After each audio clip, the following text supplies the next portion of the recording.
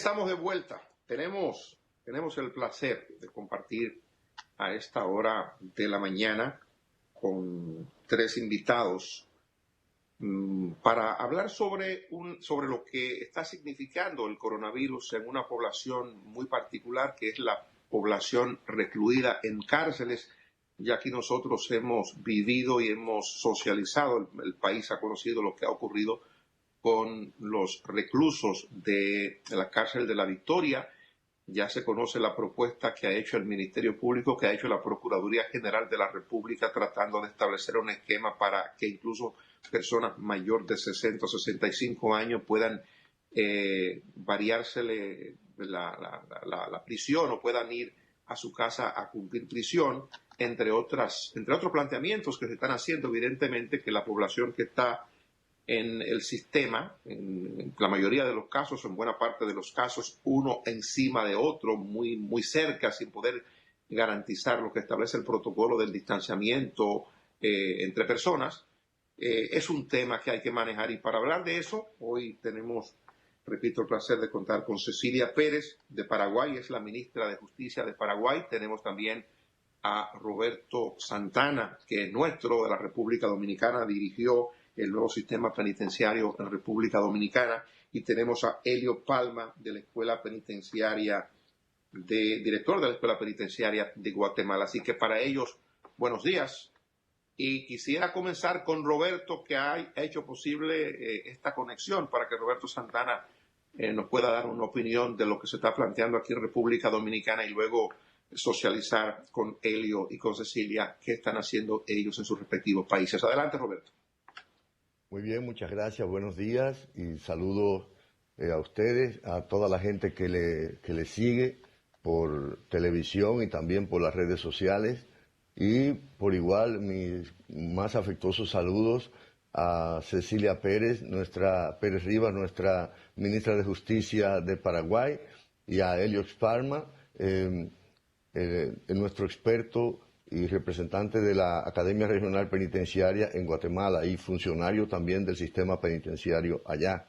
En primer lugar, señalar que esta presencia de nosotros, de Cecilia, de Elliot y la de mi persona, en este momento y por esta vía, está relacionada y es una parte de una reunión de expertos que se hace cada lunes, de expertos de todo del mundo, específicamente del Reino Unido, Gran Bretaña, de Portugal, de España, de Canadá, Estados Unidos, México, Centroamérica y Suramérica, para darle seguimiento, monitorear el proceso de impacto del coronavirus en las prisiones del mundo.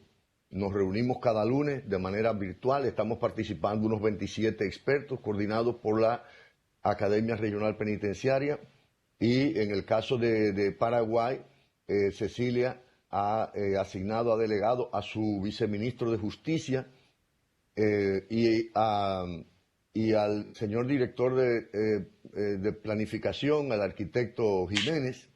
Hemos realizado ya 3 reuniones y se ha levantado un paquete de recomendaciones para cada país, cuyos resultados vamos a recoger en esta conversación, de manera que somos 3 de 27 en este momento. Y en lo que tiene que ver con La Victoria, de una manera rápida, señalar que nuestra Academia Regional, a partir de todas esas recomendaciones de los expertos, que son recomendaciones de gente que están en el terreno, no son recomendaciones genéricas o unos enlatados que sirven para cualquier cosa, sino recomendaciones en el terreno que se adaptan a las condiciones específicas de cada país. Y por eso ustedes verán los resultados de esas recomendaciones país por país y qué es lo que tenemos. Naturalmente que eso depende de que cada país acoja, tome en cuenta esas recomendaciones, que las tome o no. Al respecto, en el caso de República Dominicana, el primer paquete de recomendaciones se hizo el día 16 de marzo, en lo que es la primera oleada preventiva, donde la finalidad es evitar que entre el virus a las prisiones. Entonces, como digo, de manera muy atinada, el ministro de Salud. En el caso de La Victoria se violentaron los protocolos, no se atendieron las recomendaciones y por lo tanto el virus entró, que es lo que sucedió también en la cárcel departamental de San Francisco, en la cárcel pública, que no es del nuevo modelo. Y entonces al entrar el virus y originarse todo lo que más o menos sabíamos que iba a pasar y faltan otras cosas que no han sucedido, pues hemos discutido un segundo paquete para prisiones que ya tienen el virus dentro y están en fase de propagación dentro de la prisión y también dentro de la comunidad, y vamos a proceder a hacer ese segundo paquete de recomendaciones en esta semana. En el caso de la Procuraduría generó a mediados del mes, a fines de mes, tercera semana del mes de marzo, unas recomendaciones genéricas principalmente de tipo judicial, y por otra parte, como todo el mundo sabe, esas recomendaciones tenían que estar aterrizadas a las condiciones de cada sistema. Una cosa es recomendaciones para el nuevo modelo, que hay personal con que aplicarla, que hay condiciones, que hay programas, etcétera, que hay profesionales y especialistas y que hay un manual de gestión de 780 páginas que dice hasta cómo se corta la grama. Y otra cosa es hacer recomendaciones a una tierra de nadie, que es el sistema tradicional. Por eso pasó lo que pasó en La Victoria y faltan otras cosas más. Bueno, pues vamos a escuchar, vamos a ver lo que nos dice Cecilia Pérez Rivas sobre la situación de Paraguay, cuál es, qué han hecho ellos, cómo están manejando el sistema. Bueno, buen día a todos, muchísimas gracias por esta comunicación. Y tomando un poco la palabra de Roberto, nuestras prisiones son aquí en Paraguay, todavía son tierra de nadie. Todavía no tenemos un nuevo modelo, en eso estábamos trabajando cuando vino todo este tema de la pandemia. Pero nosotros estamos, increíblemente, tenemos 0 infectados en el sistema. Nosotros primero restringimos para luego cerrar totalmente las visitas, que son el foco principal del ingreso del virus al sistema. Y eso lo estamos trabajando hacia adentro, porque no podemos imponerles, porque la imposición y el corte radical es lo que genera violencia en casas de violencia, porque nuestros penales son casas de violencia. Entonces, hay que trabajarlo. Estuvimos trabajando, hicimos un trabajo de concienciación y establecimos como un acuerdo con ellos el cierre de las visitas, que fue aceptada. Inicialmente hubo resistencia, pero eran molestias, reclamos, pero fue aceptada. Hoy sí están ya pidiendo algunos mecanismos de flexibilización, pero hacen otro tipo de reclamos. Por primera vez, según nosotros vemos, somos visibles, porque generalmente el sistema penitenciario es un sistema invisible, es el relegado en los presupuestos, es el relegado en las políticas públicas, es el relegado en todos los esquemas, porque siempre falta el dinero para todo y para qué vamos a invertir en los presos. O sea, Ministra, para poner en contexto, ¿cuántos privados de libertad o presos existen y cuántas cárceles o centros penitenciarios hay en Guatemala? Usted como ministra de Justicia, para que maneje esos datos. En Paraguay, disculpe, en Paraguay. Nosotros tenemos 18 centros penitenciarios de adultos, de personas adultas, y 8 centros educativos donde están los adolescentes. Con los adolescentes el problema no es tanto en cuestión de aislamiento o separación, porque se respeta un poco más por el sistema de la jurisdicción especializada la excepcionalidad de la prisión preventiva. Entonces, ahí sí hay posibilidad de separarlos más y de tener un mayor control por los espacios físicos. Pero en el sistema de adultos no. Nosotros tenemos 15.870 personas privadas de libertad y tenemos 75% de personas privadas de libertad sin condena. Tenemos probablemente una de las tasas más elevadas de personas privadas de libertad sin condena de la región. Y tenemos, todos los centros penitenciarios están sobrepasados en su capacidad. Por primera vez nos pusimos duros, por decirlo de alguna manera, nos pusimos duros en el momento de decir, no vamos a recibir más internos, no más personas con prisión preventiva durante la pandemia. Lo sentimos mucho si no tienen a dónde enviarlos, pero a nuestras cárceles ya no entran porque nos pueden traer el virus. Y se generó todo un conflicto, me acusaron en algún momento, algún juez habló de que yo estaba promoviendo un quiebre institucional y le dije, lo siento, usted puede tener una molestia por una persona que le envía una prisión preventiva a una comisaría donde hay 10 o 15, yo tengo más de 15.000 que se me oponen. Entonces tengo que salir a favor de ellos, porque tienen razón. Le restringimos las visitas, no tienen visitas íntimas, no tienen un montón de derechos efectivos que de por sí ya están cercenados, y el día de hoy otra vez yo estoy haciendo diferencias, exponiendo a unos para salvaguardar a otros. No puedo, lo siento, no está permitido. Y no están ingresando nuevas personas privadas de libertad sin hacer un periodo de cuarentena afuera y sin tener la garantía de que no va a traer el virus.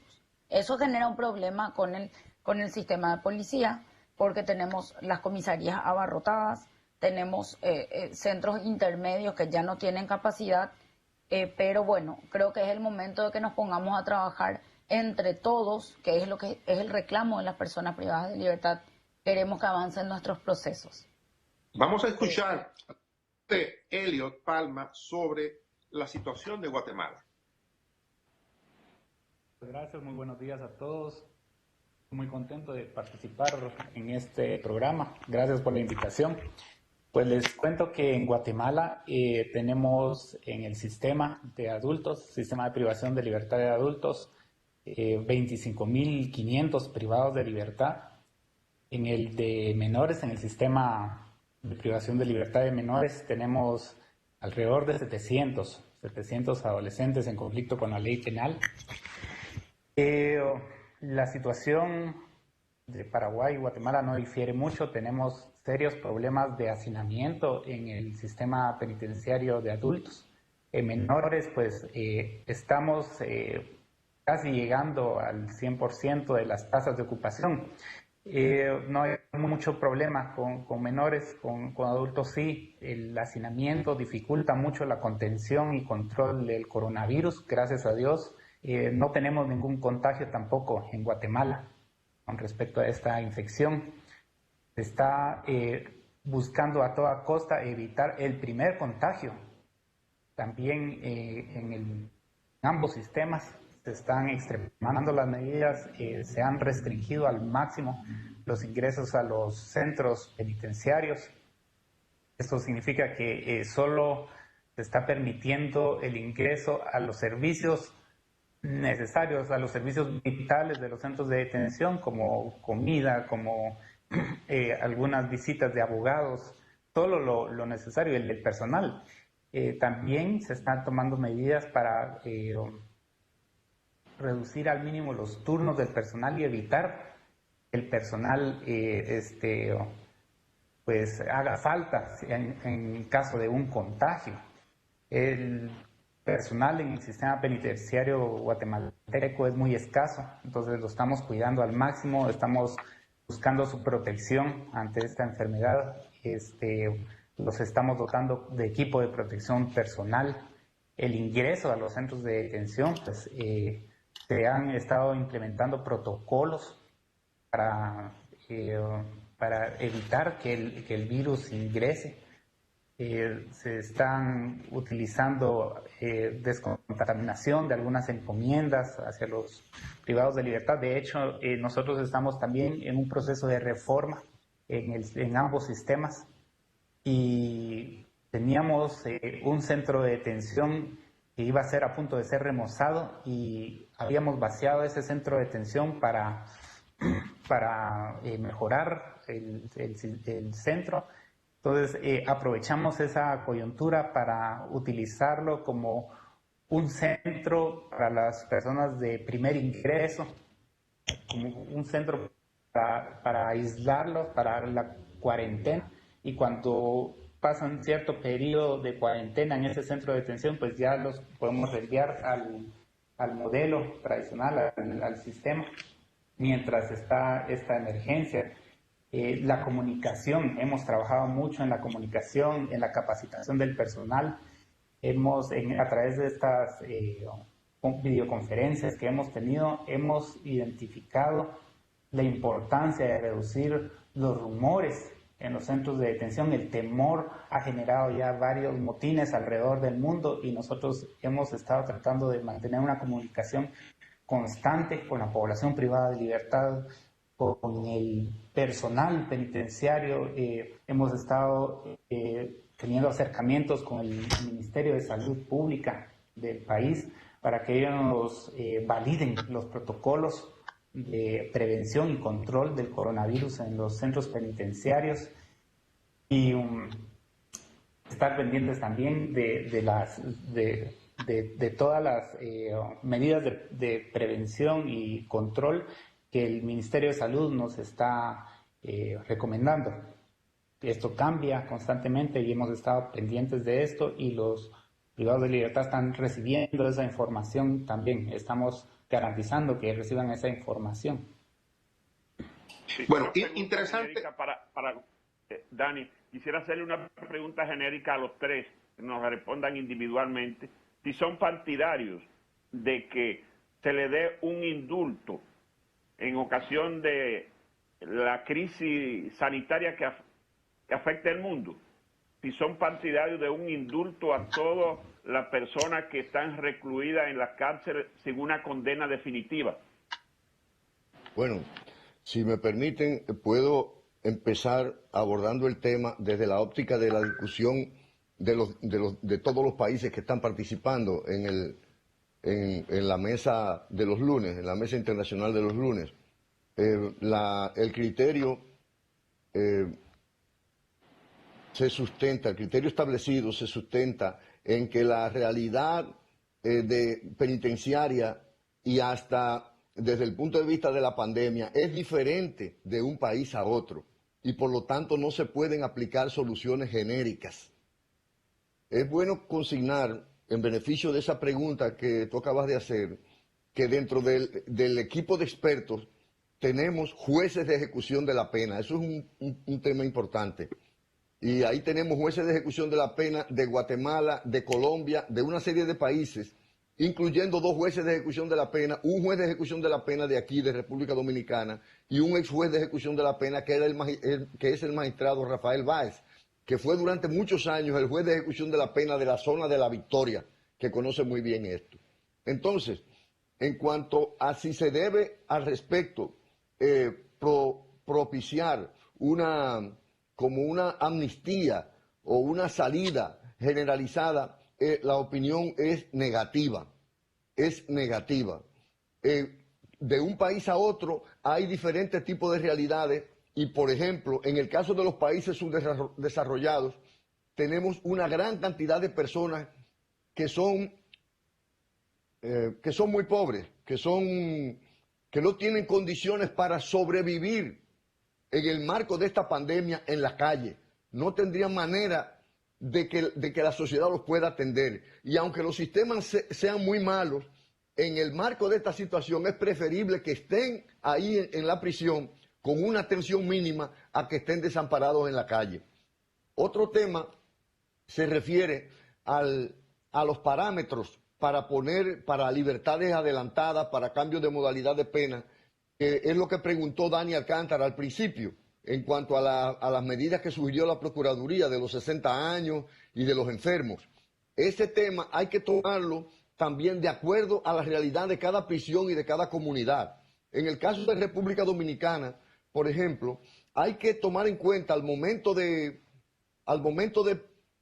estudiar la libertad de esas personas, no únicamente que sean adultos mayores, que no debe ser 60 años, sino 70, sino hay que tomar en cuenta que no tengan las siguientes 3 características. Número 1, no puede ir para la calle personas con delitos de sangre.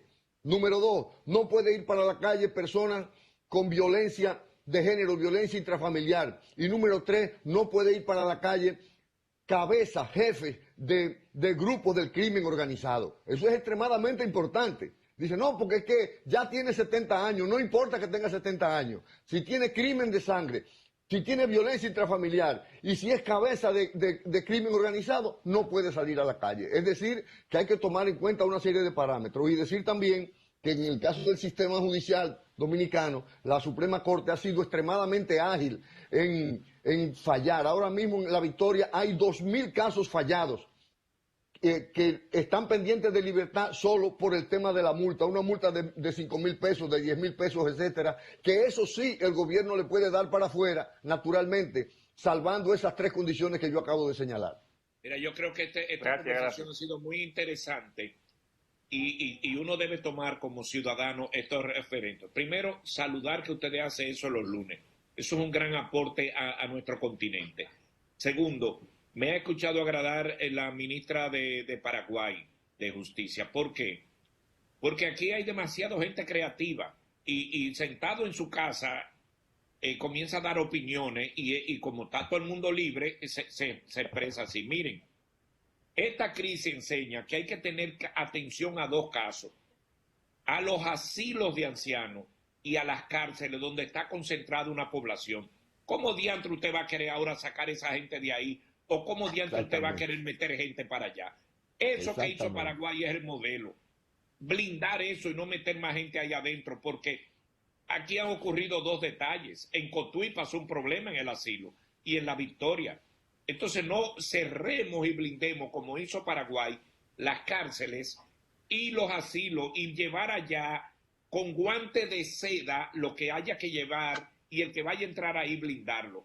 Así que me parece razonable y tanto creativo que hay por ahí opinando sin conocer el sistema penitenciario, que se vayan a meter con otra cosa. Y si no tienen oficio, que se pongan a jugar dominó en su casa. La ministra de Justicia de Paraguay, que es importante su opinión porque maneja la amplitud del esquema judicial, antes de que ella responda, hay que destacar... Quedan 4 minutos, Giomar, en el programa, lamentablemente. 4 minutos nos quedan.